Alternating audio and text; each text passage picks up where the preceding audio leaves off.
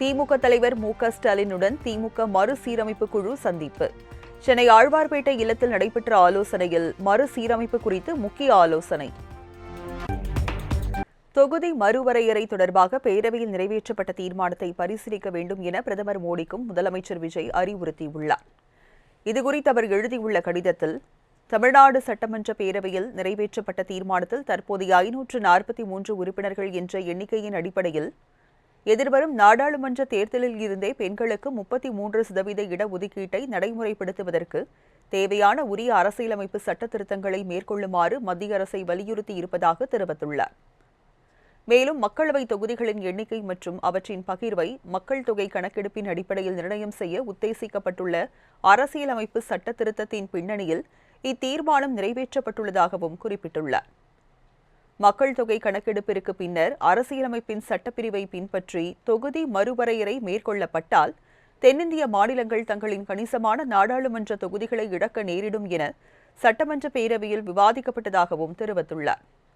1971ஆம் ஆண்டிற்கு பிந்தைய மக்கள் தொகையின் அடிப்படையில் தொகுதி மறுவரையறை மேற்கொள்ளப்பட்டு தற்போதைய தொகுதிகளின் எண்ணிக்கையை மாற்றியமைக்கும் எந்தவொரு மறுவரையறை நடவடிக்கையும் தென்னிந்திய மாநிலங்களுக்கு பெரும் அநீதி இழைப்பதாக அமையும் என்றும் சுட்டிக்காட்டியுள்ளார்.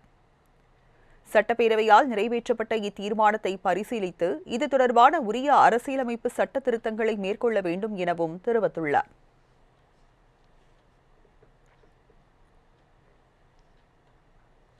செங்கல்பட்டு மாவட்டம் மாமல்லபுரத்தில் இந்த மாதத்தில் நடைபெறும் 31வது தென்மண்டல கவுன்சில் கூட்டத்திற்கான ஏற்பாடு பணிகளை தமிழக அரசு தீவிரமாக மேற்கொண்டு வருகிறது.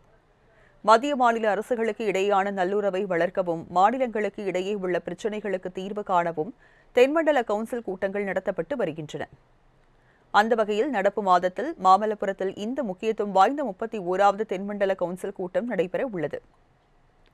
இந்த பிரம்மாண்ட கூட்டத்தை மத்திய உள்துறை அமைச்சர் அமித் ஷா தலைமை தாங்கி நடத்தவுள்ள நிலையில் கூட்டத்தில் மாநிலங்களின் எல்லை பிரச்சினைகள், பாதுகாப்பு விவகாரங்கள், நதிநீர் பங்கீடு போன்ற பல்வேறு முக்கிய கோரிக்கைகள் மற்றும் திட்டங்கள் குறித்து இந்த கூட்டத்தில் விரிவாக ஆலோசிக்கப்பட இருக்கின்றன. இந்த உயர்மட்ட குழு கூட்டத்தில் தமிழ்நாடு, கேரளம், கர்நாடகா, ஆந்திரா, தெலுங்கானா ஆகிய மாநிலங்களின் முதலமைச்சர்களும் புதுச்சேரி உள்ளிட்ட ஒன்றிய பிரதேசங்களின் ஆளுநர்களும் பங்கேற்க உள்ளனர். தமிழ்நாட்டின் சார்பில் பங்கேற்பதோடு மட்டுமல்லாமல் தென்மண்டல கவுன்சிலின் அதிகாரப்பூர்வ உறுப்பினர்களாக மாநில அமைச்சர்களான ஆர். நிர்மல்குமார் மற்றும் ராஜ்மோகன் ஆகிய இருவரையும் தமிழக அரசு தற்போது முறைப்படி நியமித்துள்ளது. மத்திய மற்றும் அண்டை மாநிலங்களின் பிரதிநிதிகள் கலந்து கொள்ளும் இந்த கூட்டத்தை எவ்வித தொய்வும் இன்றி நடத்துவதற்கும் கூட்டத்திற்கான பாதுகாப்பு மற்றும் இதர வசதிகளை கண்காணிப்பதற்கும் தனி அதிகாரிகள் நியமிக்கப்பட்டு அதற்கான ஆயத்த பணிகள் முழு வீச்சில் நடைபெற்று வருகின்றன.